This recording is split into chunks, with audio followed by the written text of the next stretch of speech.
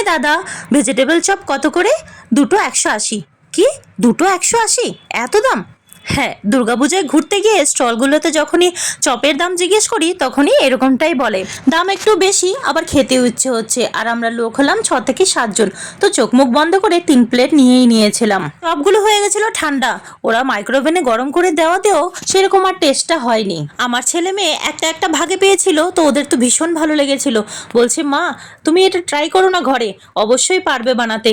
আর আমি মনে করি মানুষ চেষ্টা করলে কি না পারে, সবকিছুই করতে পারে। তারপর থেকে ভেজিটেবল চপটা নিজেই বানানো শিখে নিয়েছি। এখন যখনই খেতে ইচ্ছা করে ঘরেই বানিয়ে নিই। কিছু টাকা খরচা করলে সবজিও অনেকটা চলে আসে, আর পেটটাও ভরে খাওয়া যায়, আর মনটাও ঠিক ভরে যায়। আমার কাছে ব্রেড ক্রাম্বসটা নেই, আমি বেশিরভাগ ব্রেডগুলোই ক্র্যাশ করে ইউজ করি। একটু ছোট ছোট করে বানিয়েছি যেন ভেতরটা সুন্দর করে হয়ে যায়। তো চলো আজকে টাটা, ভালো লাগলে সাবস্ক্রাইব করে সাথে থেকো, আবার কালকে দেখা হবে। সবাই ভালো থেকো, টাটা।